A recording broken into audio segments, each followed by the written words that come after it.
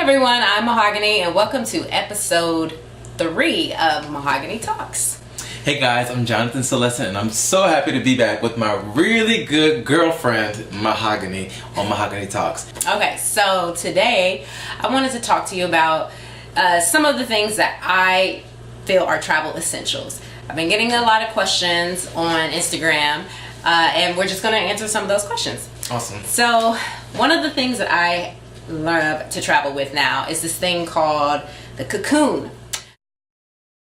It's kind of like a sleeping bag, but I came across this actually on another travel blog. It was a woman years ago. I apologize, I don't know what her blog name is, but she listed this product, and when I was researching it, it had a lot of good features. What I like about it is that it's really thin. I'm a person who's always cold a lot. Okay. So it's thin enough to where I can... Oh, my dog is back in the session. This happened last time, remember? Yeah, I know. It's fine. It's fine. So it's really thin. And I can cover up with it on the plane. I can wear this underneath the covers at like a hotel or anywhere that I go like that. Okay. Really the primary reason why I like it is because I traveled one time where I came back and had blotches all over my skin and I didn't know what happened. Mm-hmm. And I feel like something like this will protect you from just bugs, germs, what have you. Right. Uh-huh. So one thing that I do is I spray all my things with permethrin. I know some people don't like chemicals, but for me, permethrin works. And the reason why I like it is because it lasts up to 6 washes, so you can wash all of your clothes and everything for up to 6 times and it's still covered. So I'll spray something like this in permethrin. I'll take this on the plane. I literally will climb into it. And then I can buckle it all the way up, and it has a drawstring, and I'll put it over my head, and my whole face is covered, so I'm private. So if you're on the plane and you're sleeping, you are a cocoon, and your mouth open, no one will see that. So now, what exactly is permethrin? Say it again? Permethrin. So what exactly does that do for your product? That will repel any kind of mosquitoes, bugs, anything like that. So it's kind of like, it's kind of like the off outdoor spray type thing. It's that same chemical. So I've noticed that every time since I've been using that, I never come back with bites of anything. And it was really scary when I came back that time that I had bites like all over. Yeah. Because I even had to, I live in New York City, so you're always worried about bed bugs. And they had to come and test my whole apartment. And that was an ordeal because they have to really clamp down on that. If there were bed bugs, then they have to, they have to go through the whole building and get everyone's apartment sanitized. So luckily it wasn't that. So this is one product that I will say I cannot live without because it protects you, then it also helps keep you warm, and yeah, it's just my little personal space.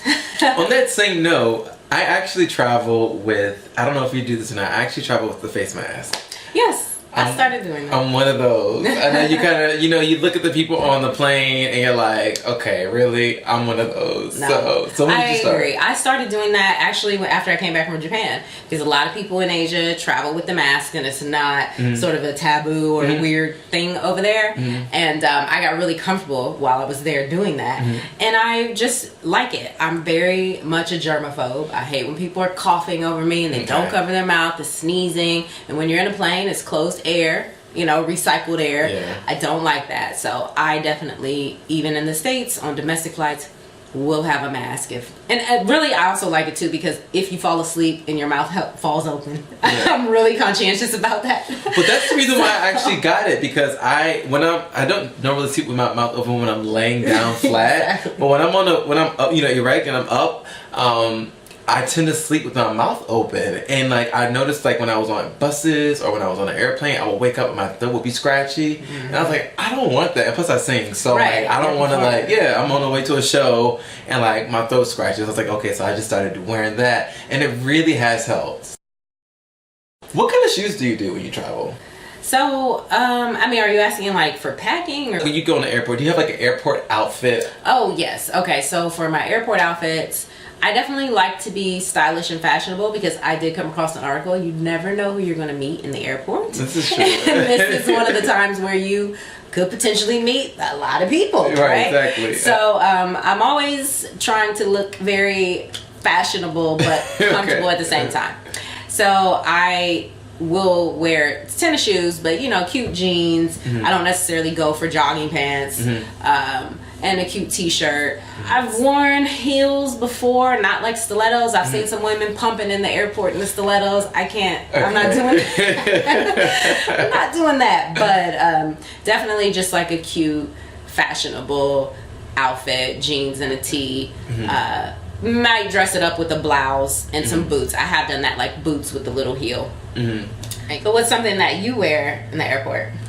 Okay, so when I'm in the airport, I generally wear loose clothes. I want to wear like something that I can sleep comfortably in, and I don't, recognize that it's on my body. So nothing that's form-fitting. It's generally something like this. It's like baggy jogging pants and a very loose-fitting shoe. No belts. I hate wearing belts or anything I have to like button up or zip off, anything like that. It's all like. What do you mean loose-fitting shoe?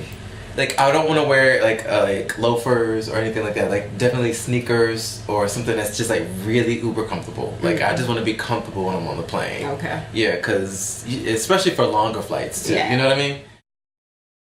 Another question that I got is if I feel global entry and the clear check is worth it.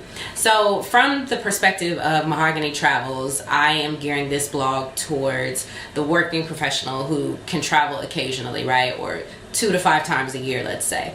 And from that perspective, I don't think that the clear check is worth it, because that's for domestic travel. And so basically that would allow you to get in a faster line to go through airport security.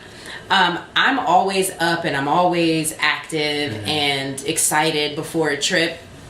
So for me, I don't feel like the recovering that time, I don't really see the benefit of like what else I would be doing. I would still be doing something related to the trip. So for me, it's like, well, what difference does it make if I'm standing in the line a little bit longer to go through security? Because I would just be sitting in the seat at the gate.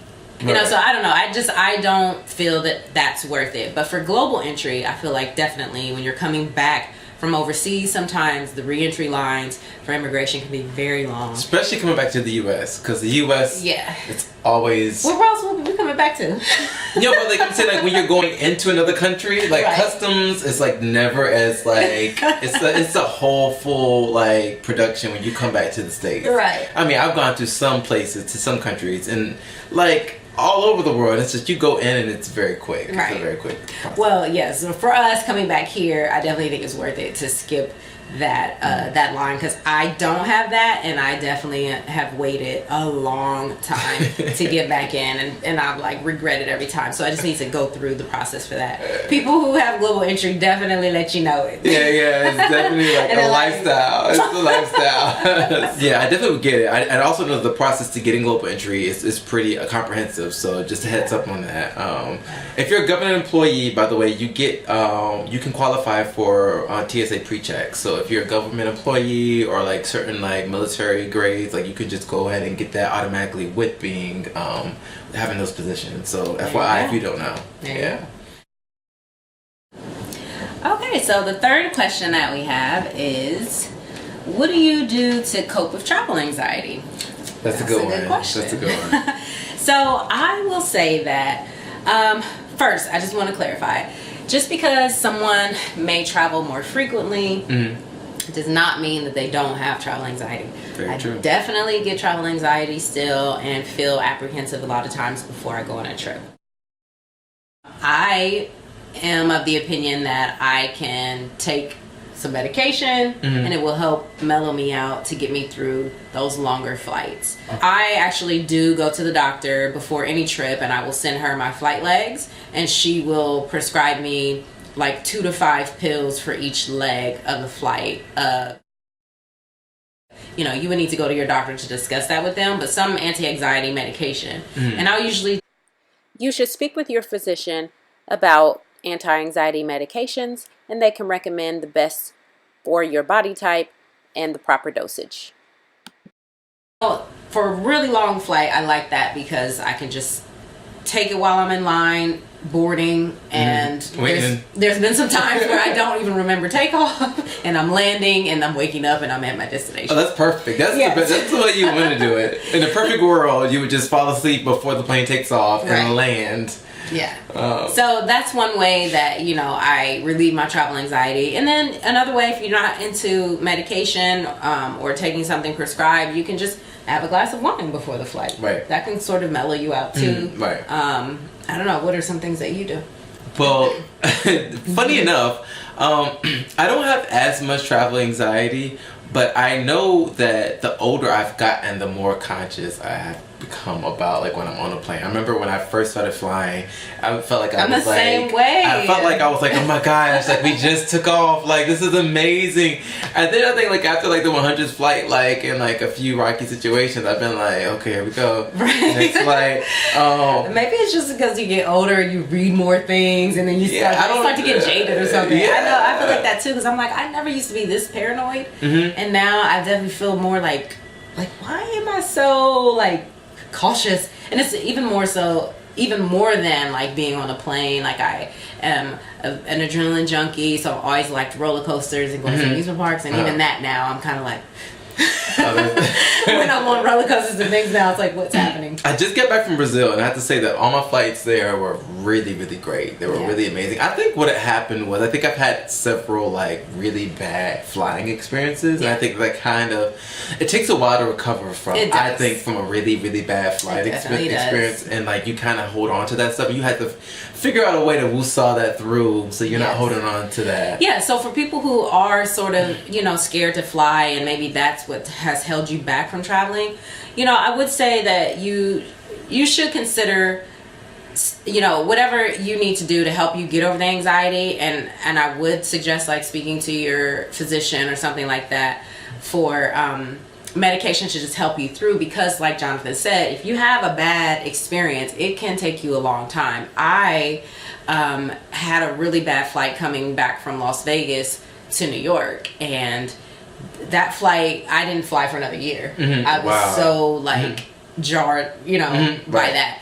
And then I had another scary landing in Mexico, and I was so unnerved I couldn't even make it through the trip, and I had to come home.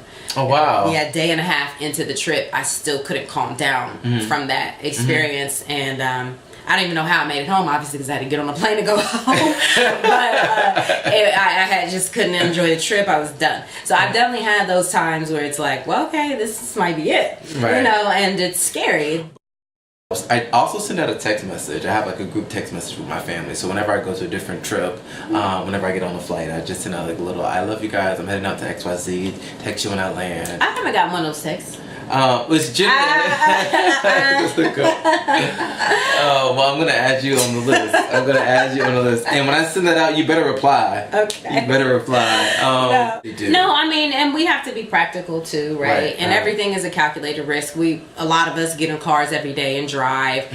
Going on the subway, anything is a risk, because anything can happen, right? So I'm not trying to downplay the fear of going on a plane, like, oh, just go, because a lot of people quote statistics like, oh, you're 10 times more likely to do this than to like something happen on a plane. I don't really like that to try to downplay it, because people have a real fear. You have to incorporate things that will help you personally. So like Jonathan said, he'll send out a text. Me personally, I pray before every flight takes off while I'm in the seat, and I make sure to cover the pilot, the plane mechanics, and all the passengers, and I say those things each time I pray. Cover the pilot, these mechanics, let everything work, so that helps me to be comforted too, even when we do hit patches of turbulence or things. And then in addition to that, I have my medication or in addition to that, a drink if need be. Exactly. So there are things that we all have to do.